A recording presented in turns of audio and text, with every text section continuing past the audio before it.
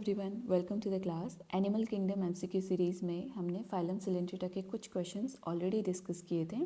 आज हम second part discuss करेंगे जिसमें जो बचे हुए क्वेश्चंस हैं वो हम पढ़ने वाले हैं। चलिए, क्वेश्चन है हमारा, the nervous system of coelenterate is described as. कैसा नर्वस सिस्टम होता है सिलेंट्रेट्स के अंदर? ऑप्शन है centralised brain, B ventral nerve cord, C diffuse nerve net and D dorsal nerve cord. बताइए कैसा सिलेंट्रेट्स के अंदर नर्वस सिस्टम कैसा होता है? आंसर क्या होगा? Diffuse nerve net.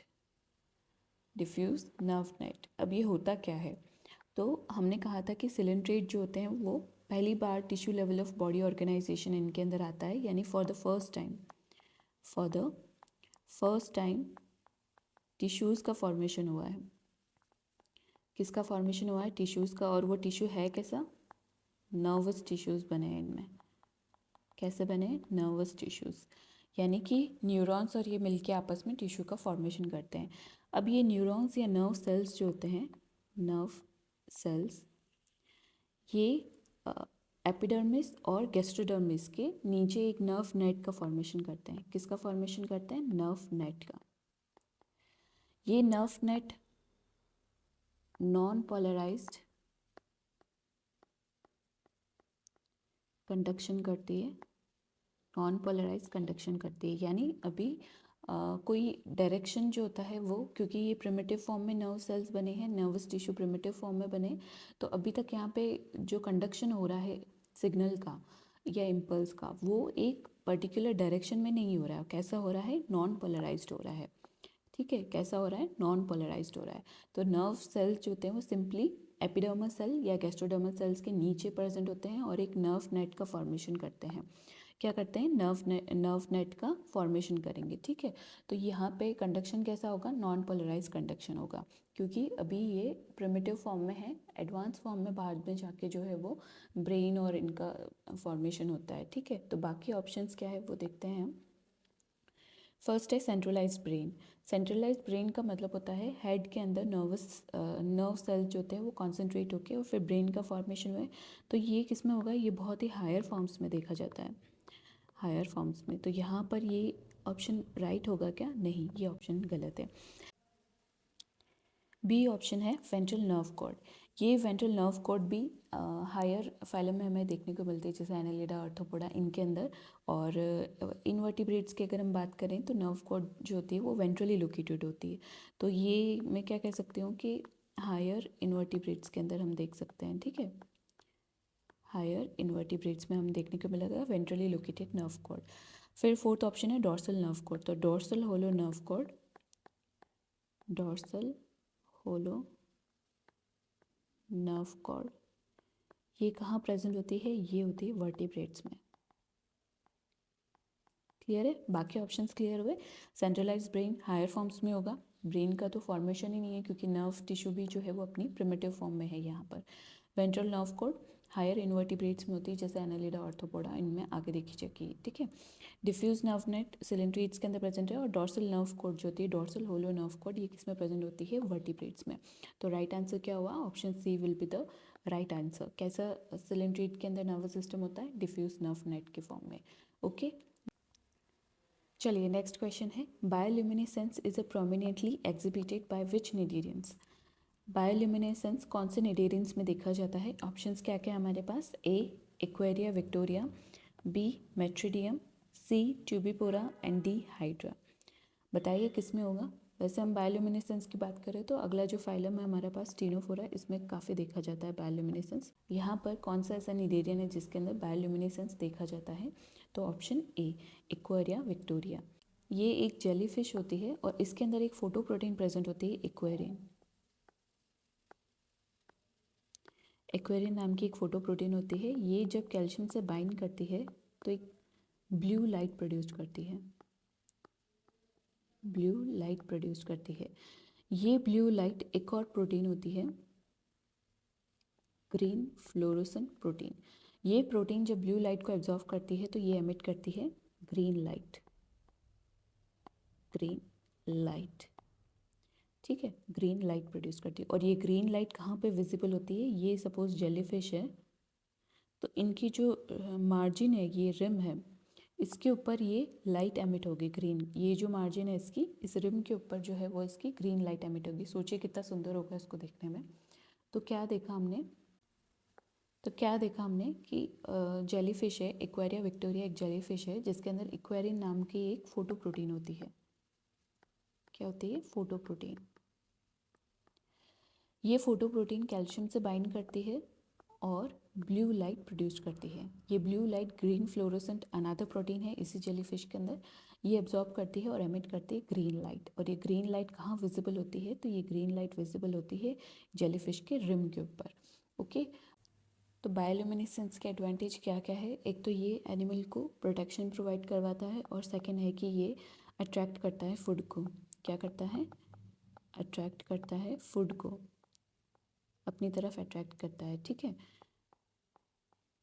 या प्रे को अट्रैक्ट करने के लिए काम आती है bioluminescence. Adamsia sea anemone shows a symbiotic relationship with hermit crab known as. Hermit crab और अडेम्सिया के बीच में जो सिम्बायोटिक रिलेशनशिप है वो कैसी है? ऑप्शंस क्या है हमारे? ऑप्शन ए है पैरासिटिज्म, बी है कॉमनसेलिज्म, सी है प्रोटोकॉपरेशन एंड डी है कॉम्पिटिशन। बताइए किस टाइप का एसोसिएशन होता है इनके अंदर? इनके अंदर होता है प्रोटोकॉपरेशन। कैसा होता है? प्रोटोकॉपरेशन। अब ये प्रोटोकॉपरेशन क्या है तो मैं बता दूं कि व्हेन ए सिम्बायोटिक या म्यूचुअलिस्टिक रिलेशनशिप, जिसमें दोनों ही ऑर्गेनिज्म को क्या हो रहा है? फ़ायदा हो रहा है, दोनों ही पार्टिसिपेंट्स को क्या हो रहा है? फ़ायदा हो रहा है, लेकिन इनका ये एसोसिएशन जो है वो ऑब्लिगेटरी नहीं है। ऑब्लिगेटरी नहीं है, ऑब्लिगेटरी नहीं है, यानी कि ये एक दूसरे के बिना भी सर्वाइव कर सकते हैं। ऐसे एसोसिएशन को हम कहते हैं प्रोटोकॉपरेशन।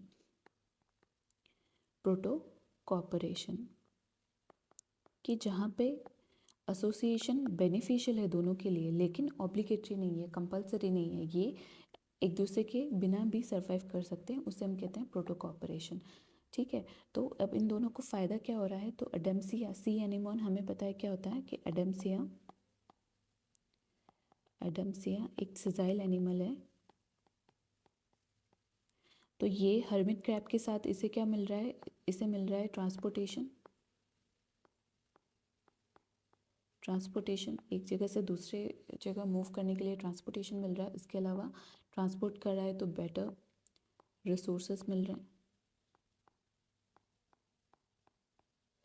On the other hand hermit crab को क्या फ़ायदा है?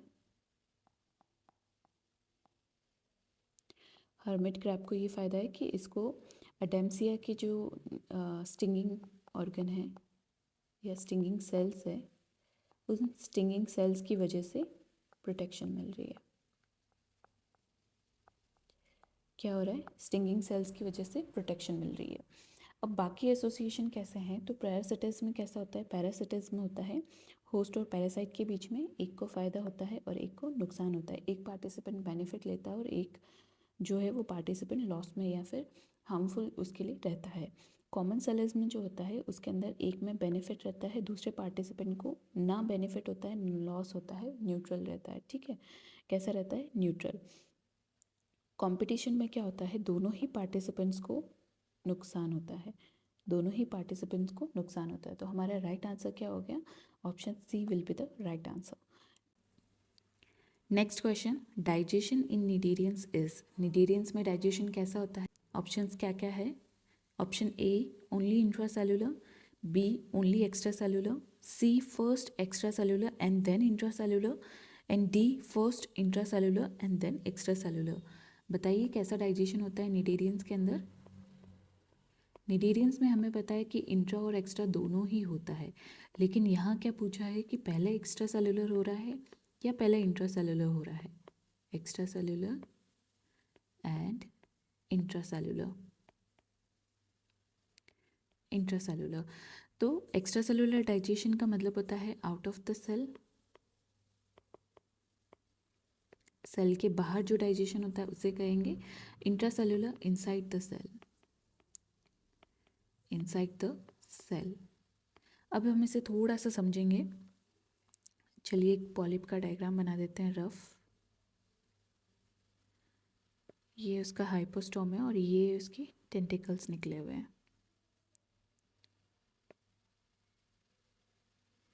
ओके, एक और लेयर बनाएंगे अंदर की तरफ। डिप्लोब्लास्टिक है ना, 2 लेयर्स होगी, एक तो एपिडर्मिस और एक गैस्ट्रोडर्मिस। तो ये बाहर वाली क्या हो गई, एपिडर्मिस, एंड अंदर वाली क्या हो गई है, गैस्ट्रोडर्मिस। अब हमें पता है कि एपिडर्मिस और गैस्ट्रोडर्मिस दोनों में ही बहुत सारे सेल्स प्रेजेंट होते हैं अलग अलग, उनके फंक्शंस भी अलग होते हैं।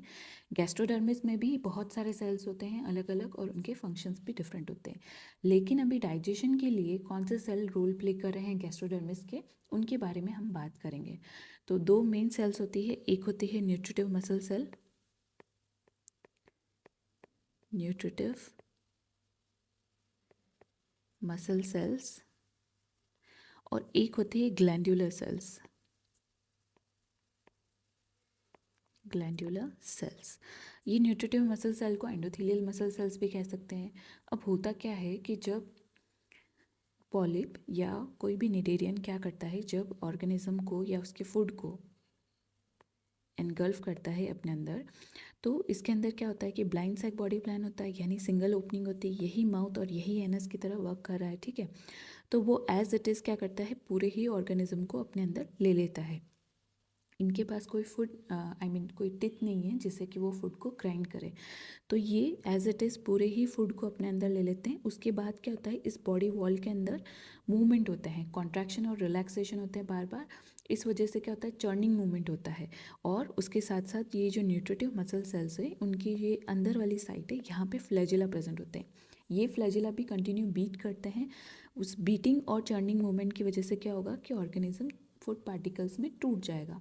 फूड पार्टिकल्स में तोड़ने का मोटिव क्या है कि सरफेस एरिया बढ़ेगा तो डाइजेस्टिव एंजाइम बेटर तरीके से उन पर वर्क कर पाएंगे। उसके साथ साथ क्या होता है कि ये ग्लैंडुलर सेल क्या करती है, प्रोटियोलाइटिक एंजाइम सीक्रेट करती है, जो उनको फूड पार्टिकल्स को पार्टली डाइजेस्ट करती है। यानी हमारे एक्स्ट्रा सेलुलर डाइजेशन में क्या क्या हो रहा है, एक तो हो रहा है churning movement, churning movement, second है beating of flagella, beating of flagella, and third one है प्रोटियोलाइटिक डाइजेशन, प्रोटियोलाइटिक डाइजेशन। और ये प्रोटियोलाइटिक डाइजेशन कैसा हो रहा है, पार्टली, यानी फूड पार्टिकल अभी पार्शली ही डाइजेस्ट होंगे, कंप्लीटली डाइजेस्ट नहीं होंगे। ओके, तो एक्स्ट्रा सेलुलर डाइजेशन के अंदर क्या क्या हो गया है, एक तो हो गया है इसके अंदर चर्निंग मूवमेंट हो रहा है, बीटिंग ऑफ फ्लैजिला हो रहा है, ये दोनों ही हो रहे हैं ताकि ऑर्गेनिज्म को फूड पार्टिकल में तोड़ा जा सके। और तोड़ने के बाद क्या होगा, प्रोटियोलाइटिक एंजाइम्स उन पर एक्ट करेंगे जिससे कि फूड पार्टिकल्स पार्शली डाइजेस्ट हो जाएंगे, ठीक है। उसके बाद क्या होगा कि सेकेंड, अभी हम बात करते हैं इंट्रासेलुलर डाइजेशन में क्या होता है। इंट्रासेलुलर डाइजेशन में ये food particle partially digested food particles,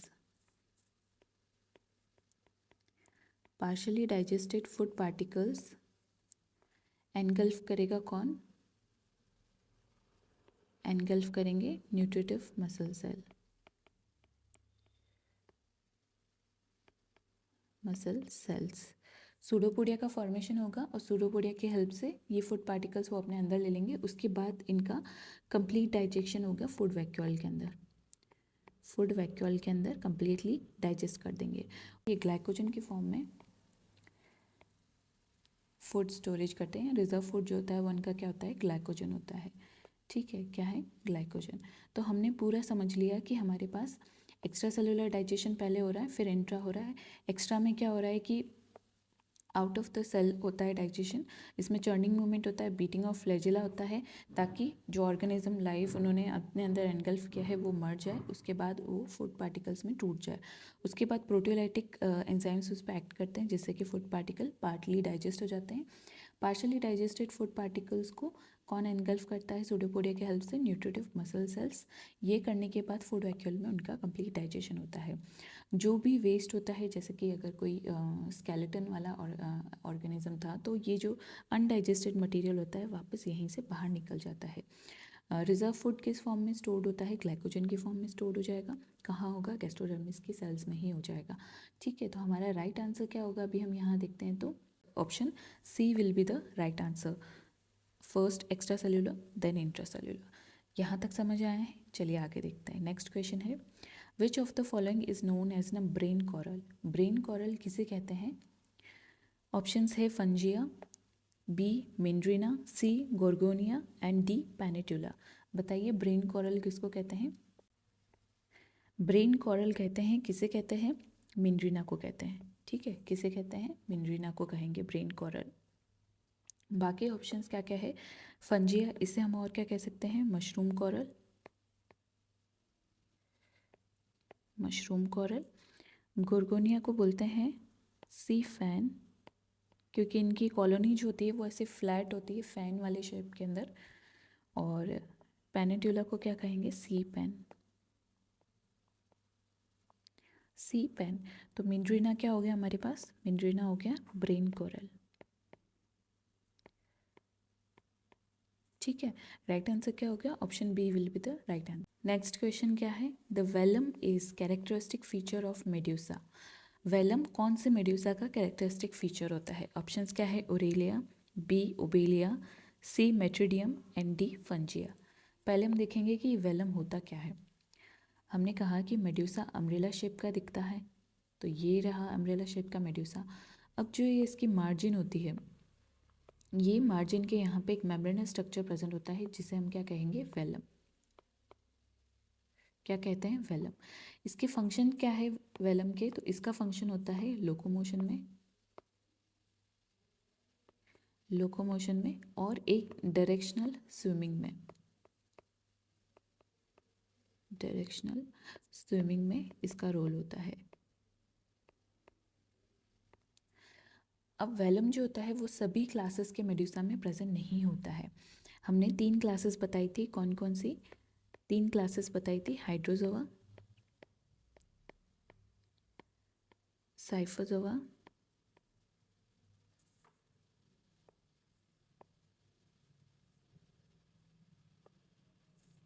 Hydrozoa, Scyphozoa and Anthozoa. Anthozoa में मेड्यूसा कंप्लीटली एब्सेंट होते हैं, तो इसे तो आप छोड़ ही दीजिए। बचे हाइड्रोजोआ और साइफोजोआ। इसमें से हाइड्रोजोआ के अंदर वेलम प्रेजेंट होते हैं, मेड्यूसा के अंदर वेलम प्रेजेंट, इनमें वेलम एब्सेंट होते हैं। ऐसे मेड्यूसा जिनमें वेलम प्रेजेंट होते हैं उन्हें हम कहते हैं क्रेस्पेडोट मेड्यूसा, क्रेस्पेडोट मेड्यूसा। और जिनमें एब्सेंट होते हैं उन्हें क्या कहेंगे? अक्रेस्पेडोट।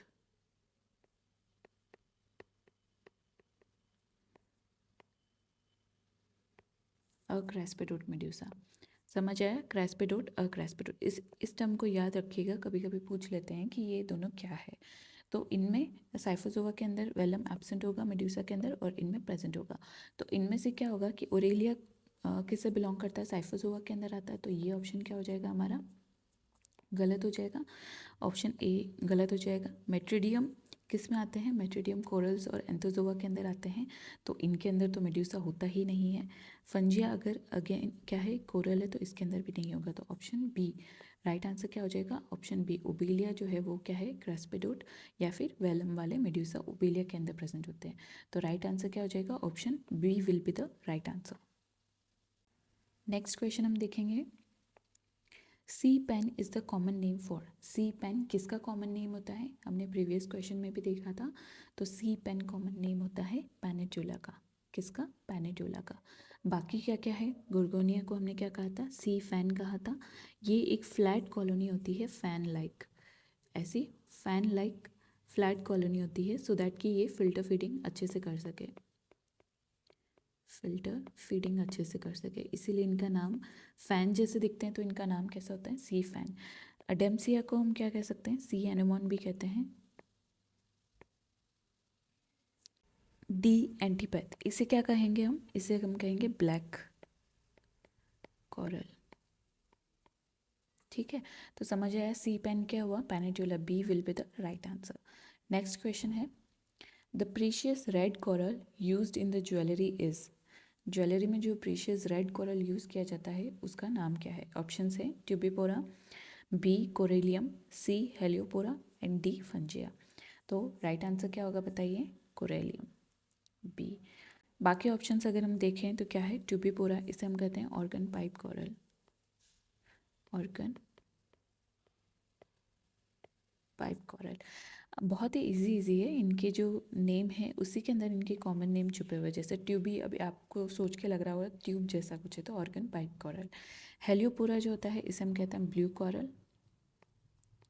Blue coral. एंड फंजिया को क्या कहेंगे, मशरूम कोरल,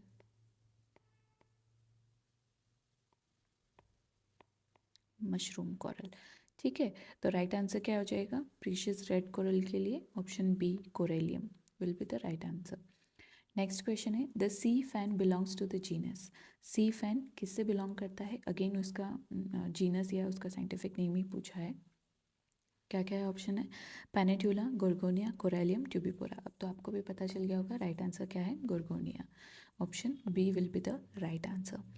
नेक्स्ट क्वेश्चन है, interstitial cell in cnidarians are, interstitial cell cnidarians में क्या होते हैं, मैंने बताया था एपिडर्मिस और गैस्ट्रोडर्मिस दोनों में ही बहुत सारे टाइप्स ऑफ सेल्स होते हैं, उनके अलग अलग फंक्शंस होते हैं, उनमें से एक है इंटरस्टिशियल्स। ऑप्शन क्या क्या है देखते हैं, टोटिपोटेंट, बी सेंसरी, सी डिफेंसिव और डी सिक्रेटरी। बताइए इसका राइट आंसर क्या होगा, ए टोटिपोटेंट। हमने पॉरीफेरा के अंदर भी टोटिपोटेंट सेल देखी थी जिनका नाम क्या था, आर्क्योसाइट्स, आर्क्योसाइट्स। सिमिलरली यहाँ पर भी एक टोटिपोटेंट सेल प्रेजेंट है जिनका नाम क्या है, इंटरस्टिशियल सेल्स, इंटरस्टिशियल सेल्स।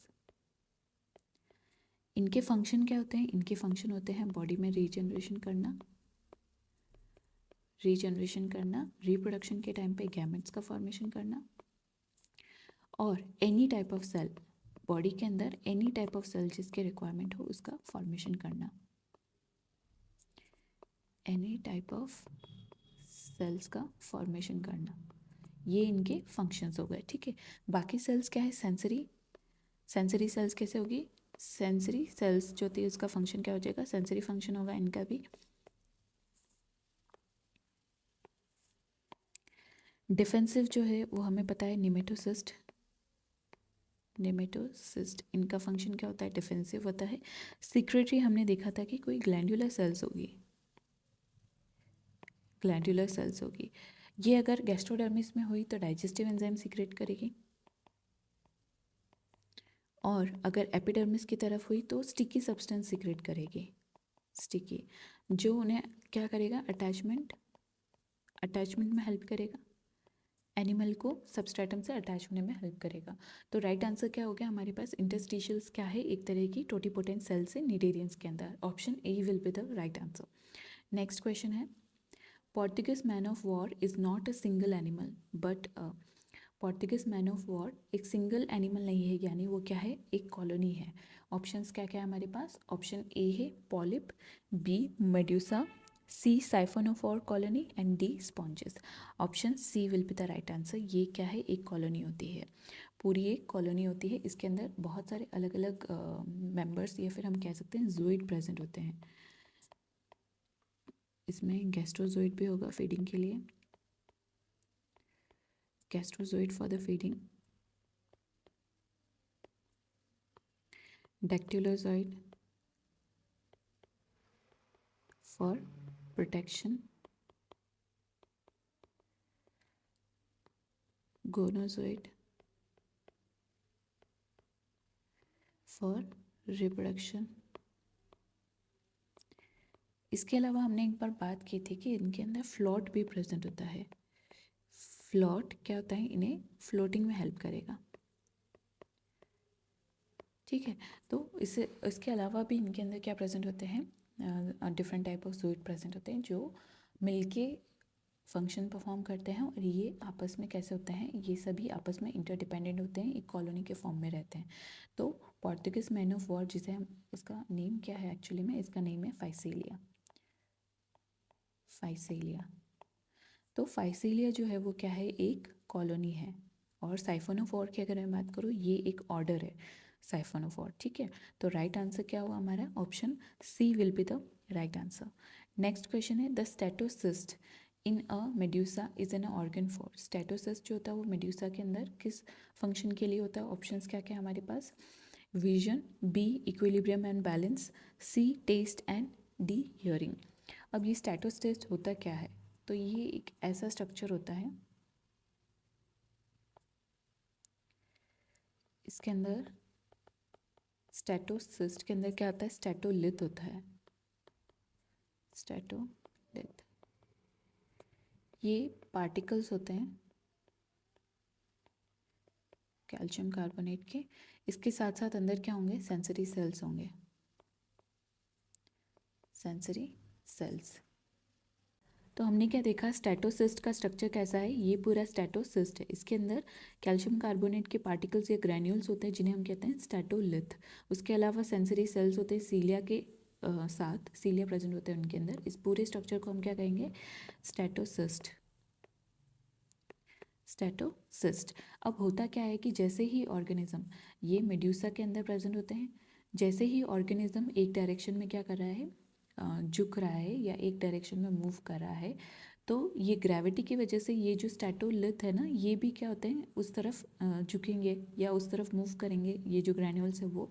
और इनके मूवमेंट की वजह से ये सेंसरी सेल जो होते हैं वो स्टिमुलेट होते हैं। स्टिमुलेट होने के बाद स्टिमुलेशन नर्व सेल्स के थ्रू ट्रांसमिट होता है, और नर्व सेल्स के थ्रू क्या होता है, ट्रांसमिट होने के बाद एनिमल को पता चलता है कि एक साइड में वो झुक रहा है या वो इस डायरेक्शन में मूव कर रहा है।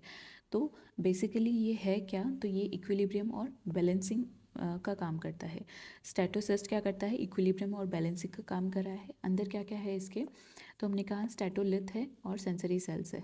जब ये एक डायरेक्शन में मूव करेगा, ग्रेविटी की वजह से उस डायरेक्शन में ये पार्टिकल्स भी मूव करेंगे, और इनके मूवमेंट की वजह से सेंसरी सेल्स स्टिमुलेट होंगे, जिससे कि एनिमल को पता चलेगा कि वो कितना एक डायरेक्शन में झुक रहा है या मूव कर रहा है। तो वो उन्हें क्या करेगा, इक्विलिब्रियम या बैलेंसिंग करने में हेल्प करता है स्टेटोसिस्ट। ओके, तो बाकी ऑप्शंस क्या क्या है, बाकी ऑप्शंस अगर हम देखें तो विजन, इनके लिए इनके अंदर ऑसिलाई प्रेजेंट होती है विजन के लिए, ठीक है। टेस्ट और हियरिंग, इनके लिए इसके पास आई मीन वाटर क्वालिटी अगर चेक करनी है तो ये शायद सेंसरी सेल से कर लेंगे, लेकिन हियरिंग और इनके लिए एज सच इनके पास कोई सिस्टम नहीं होता है। So there is no system for taste and hearing, system, no system. Okay, तो राइट आंसर हमारा क्या हुआ, स्टेटोसिस्ट मेड्यूसा में किसका ऑर्गन होता है, इक्विलिब्रियम और बैलेंसिंग का। Right answer will be option B. Next question हम देखेंगे, atoll is a type of coral reef that is. Atoll कैसे टाइप का कोरल रीफ है, ऑप्शंस क्या क्या है हमारे पास, होर्स शू और circular shaped with the central lagoon, B है attach to the main land, C found only in the fresh water, and D lacking any living corals. ठीक है, हमारे पास एटॉल टाइप ऑफ कोरल जो होता है वो कैसा दिखता है, सबसे पहले तो हम थोड़ा सा डिस्कस कर लेंगे। कोरल रीफ, तीन टाइप के हमारे पास कोरल रीफ है, एक है फ्रिंजिंग, एक होता है बैरियर, और एक हमारे पास एटॉल जिसके बारे में पूछा है। अब इनमें होता क्या है, इनमें इसमें फ्रिंजिंग में होता है कि सेंटर में क्या है, कोई आइलैंड है, उसके चारों तरफ जो है ये इस तरीके से कोरल रीफ बनी हुई है, और इन दोनों के बीच में ये एक वाटर चैनल प्रेजेंट होता है। ये क्या हुआ, ग्रीन से जो है वो एक वाटर चैनल है, और ये ज़्यादा बड़ा नहीं होता है, ठीक है। ये जो वाटर चैनल है ये ज़्यादा ना तो डीप होता है, not so deep, not so deep plus not so wide, ठीक है। ऐसे को हम क्या कहेंगे, फ्रिंजिंग रीफ कहेंगे। बैरियर रीफ में क्या होता है कि जब ये वाटर चैनल जिसको हम कह रहे हैं, एक वाटर चैनल है, ये वाटर चैनल अगर और बड़ा हो जाए, सेवरल किलोमीटर्स तक वाइड और डीप हो जाए तो उसे हम क्या कहेंगे, बैरियर रीफ कहेंगे। क्या कहेंगे, बैरियर रीफ कहेंगे।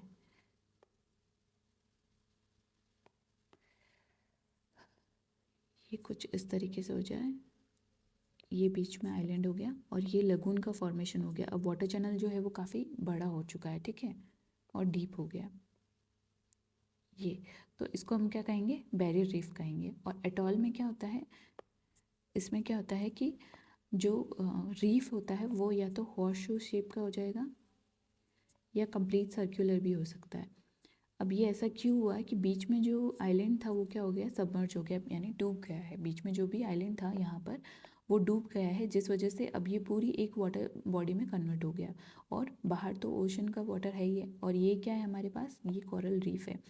ये कभी कभी ऐसे कम्प्लीटली सर्कल फॉर्म में भी हो सकती है, या फिर ये ऐसे इरेग्युलर फॉर्म में टूटी टूटी भी हो सकती है, ठीक है। तो इसे हम क्या कहते हैं, atoll type of coral reef. Atoll type of coral reef, ये क्या है, कोरल रीफ। और बीच में कभी आइलैंड हुआ करता था जो अब डूब चुका है, so submerged island. Okay, so options क्या है हमारे पास। फर्स्ट है horseshoe and circular shaped with a central lagoon. तो ये सेंटर में क्या हो गया है, अब आइलैंड जो है वो तो सबमर्ज हो गया, तो बीच में लगून का फॉर्मेशन हो चुका है, ठीक है। सो हमारा ऑप्शन कौन सा राइट हो जाएगा, option A will be the right, horseshoe और सर्कुलर शेप्ड। ये पूरा हॉर्स शू शेप का हो सकता है या फिर कम्प्लीटली इंटैक्ट होकर सर्कुलर फॉर्म में भी हो सकता है, ठीक है, डिपेंड करता है। With the central lagoon, centre में लगून है ये, यस, सेंटर में क्या है, लगून है। तो हमारा राइट आंसर क्या हो जाएगा, atoll type of coral reef कैसा होता है, तो हॉर्स शू या फिर सर्कुलर शेप्ड हो सकता है with central lagoon. Attach to the mainland नहीं, अटैच टू द मेनलैंड अगर होता है तो फ्रिंजिंग रीफ होता है, ठीक है, ये वाला होता। सी क्या है, found in only in fresh water नहीं, कोरल्स एक्सक्लूसिवली मराइन होते हैं, एक्सक्लूसिवली मराइन होते हैं। तो ये ऑप्शन भी क्या हो जाएगा, गलत हो जाएगा। ऑप्शन डी क्या है, लैकिंग एनी लिविंग कोरल्स नहीं, atoll type of coral reef जो होता है वो लिविंग कोरल से ही बनता है, लिविंग कोरल से इसे बनाते हैं। तो ये ऑप्शन भी क्या हो जाएगा, गलत हो जाएगा। राइट आंसर क्या हो जाएगा, option A will be the right answer. Next question है, the gastrovascular cavity in Anthozoa is divided by vertical partitions called. Anthozoa तीनों क्लासेस हमने देखी थी, उसमें से एंथोजोआ के अंदर जो गैस्ट्रोवेस्कुलर कैविटी होती है, ये एनिमल के अंदर हमने बताया था कि स्टार्टिंग में ये क्या है, गैस्ट्रोवेस्कुलर कैविटी है। ये गैस्ट्रोवेस्कुलर कैविटी एंथोजोआ के अंदर ऐसे वर्टिकल पार्टीशन से सेपरेटेड रहती है। कैसे, वर्टिकल पार्टीशन से सेपरेटेड रहती है। उन वर्टिकल पार्टीशंस को क्या कहते हैं, ऑप्शंस क्या है, सेप्टा एंड मेसेंट्रीज, ऑप्शन बी क्या है, Welham, C manubrium and D ओपर्क्यूलम। तो राइट आंसर क्या होगा हमारा, सेप्टा एंड मेसेंट्रीज। ये सेप्टा और मेसेंट्रीज जो होते हैं वो क्या करते हैं, गैस्ट्रोवेस्कुलर कैविटी को डिवाइड करती है सो दैट कि सरफेस एरिया ज़्यादा बढ़ जाए, ठीक है। गैस्ट्रोवेस्कुलर कैविटी के अंदर सरफेस एरिया ज़्यादा बढ़ जाए, इस वजह से क्या होता है कि ये पार्टीशंस में डिवाइड हो जाती है। वेलम हमने ऑलरेडी डिस्कस किया था क्या है। मेड्यूब्रियम की अगर हम बात करते हैं तो ये जो मेड्यूसा है उसमें नीचे की तरफ ऐसा स्ट्रक्चर होता है जिसके टर्मिनल पे माउथ प्रेजेंट होता है, मेन्यूब्रियम जिसे हम कहते हैं। ओके, ओपर्क्यूलम क्या था, तो नीडोसाइट्स के अंदर जो ओपनिंग होती है वो एक लीड से क्लोज रहती है जिसे हम क्या कहते हैं, ओपर्क्यूलम। तो राइट आंसर क्या हो जाएगा, option A will be the right answer. Next question, which class of the cnidarians includes only marine form. कौन सी ऐसी क्लास है नीडेरिया की जो जिसमें सिर्फ मराइन फॉर्म से प्रेजेंट होती है। ऑप्शन ए है hydrozoa, B anthozoa, C both B and D scyphozoa. बताइए किसके अंदर मराइन फॉर्म्स भी होती है और किसके अंदर marine plus fresh water forms भी होती है। तो जब हम हाइड्रोजोआ की बात करते हैं इसके अंदर फ्रेश वाटर प्लस मराइन दोनों ही फॉर्म्स प्रेजेंट होते हैं। फ्रेश वाटर में हमारे पास एग्जाम्पल क्या है, हाइड्रा, ठीक है। और जब हम बाकी ऑप्शंस देखें तो क्या है, एंथोजोआ इसमें भी एक्सक्लूसिवली मराइन होते हैं और साइफोजोआ इसमें भी मराइन फॉर्म्स प्रेजेंट होती है। तो राइट आंसर क्या हो जाएगा हमारा, बोथ बी एंड डी, इनमें मराइन फॉर्म ही प्रेजेंट होती है। Option C will be the right answer. Next question है, the nervous system of coelenterate is described as. ये क्वेश्चन रिपीट हुआ है। ऑप्शंस क्या क्या है इसके? Centralised brain, B ventral nerve cord, C diffuse nerve net and D dorsal nerve cord. बताइए nervous system कैसा होता है सिलेंडरी एड्स के अंदर? Diffuse nerve net. So right answer क्या हो जाएगा? Option C will be the right answer. Next question, the symbiotic association between sea anemone and hermit crab is an example of। ये question भी repeat हुआ है। Symbiotic association between hermit crab और sea anemone कैसा association है? Parasitism, commensalism, C protocooperation and D amensalism. तो इसका right answer क्या हो जाएगा? Protocooperation. Option C will be the right answer. Next question, the skeleton structure of corals is primarily composed of. हमने कहा कि कोरल्स क्या है, तो ये एंथोजोआ में जो पॉलीफॉर्म होती है, पॉलीफॉर्म क्या करती है? अपने चारों तरफ एक एक्सोस्केलेटन सीक्रेट करती है। इस तरीके का सपोज ये एक्सोस्केलेटन है, ठीक है, ये उसके चारों तरफ एक्सोस्केलेटन है, ये सीक्रेट करती है। और ये किसका होता है? कैल्शियम कार्बोनेट का बना होता है। ठीक है, किसका बना होता है? कैल्शियम कार्बोनेट का। तो अभी यहाँ क्या पूछा है? The skeleton structure of corals is a primarily composed of. Option है silica, B calcium carbonate, C spongin and D chitin. तो ऑप्शन क्या हो जाएगा हमारा? Calcium carbonate. B will be the right answer. So that's it for the video. Thank you so much for watching. Do like, share and subscribe my channel. और कोई भी आपके suggestion रहते हैं कि आपको किसी और टॉपिक या किसी और सब्जेक्ट में आपको क्वेश्चन या एमसीक्यू सीरीज़ चाहिए, तो please do let me know in comment section. Thank you so much.